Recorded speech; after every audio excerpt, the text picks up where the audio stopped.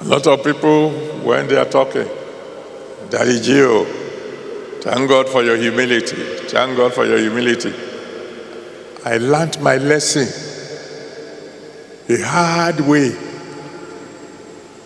You don't know who is sitting before you. Yeah. I was poor and proud in every area, just proud. And then there's nothing to show for the pride. Became born again.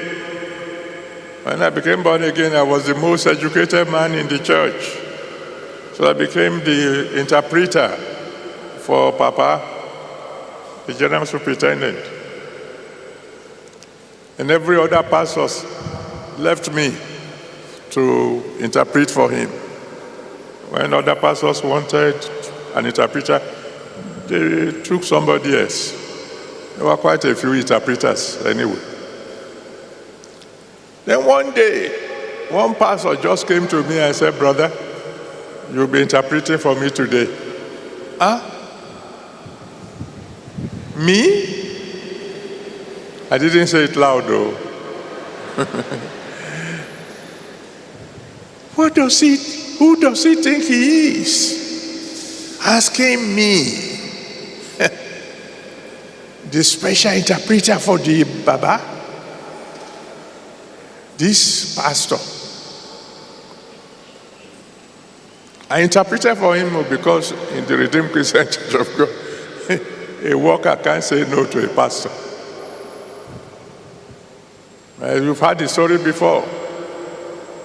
Because one of the gifts God gave me early in my Christian life was the ability to hear from him. We finished the sermon. The man didn't know how my heart was boiling. If he had known, he would have asked me to go and sit down, and he would have taken another interpreter. And as I was going to my car, and in those days, in the entire Redeemed Christian Church of God, there were 5 cars. And my own was one of the newest, and it was second-hand. As I was going to my car, God spoke and said, "So you are now too big to interpret for my servant." And suddenly, heaven was shut. I didn't hear a word from God anymore. And the devil knew that I wasn't hearing.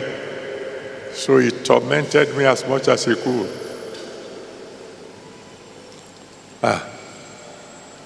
I pray that God will not resist you.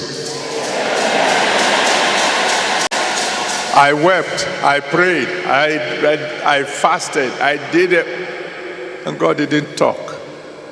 Everyone was silent. God will not be silent to you.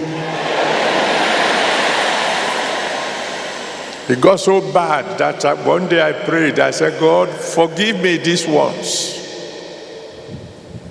And if I'm going to offend you again tomorrow, please kill me today." Then he knew he got me. And he started speaking again. And by the grace of God, he has been speaking ever since. Pride nearly destroyed me. And the wall fell. The wall of pride fell in my life, fell so thoroughly that years later, when I became general overseer, I went to Elisha, and I went into our church there. And there was a deacon that was about to lead the Bible study that night. They didn't know I was coming. I just came in. And they took me to the altar. I sat down there. And he was already at the altar to teach. As soon as he saw me, he said, "Thank God you have come." And I said, "No, I'm not here to teach." He said, you must talk to us. I said, okay, you preach, I will interpret.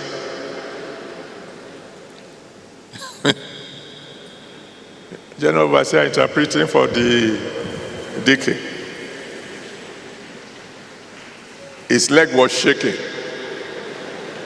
I told him, don't worry, preach, I will interpret. After some time, of course, he forgot who was the interpreter when the Holy Spirit grabbed him.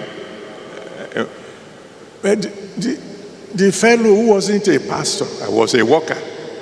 The worker who wasn't willing to interpret for a pastor became a general overseer who interpreted for a deacon because the wall fell. In the name that's above every other name, the wall of pride in your life will fall tonight.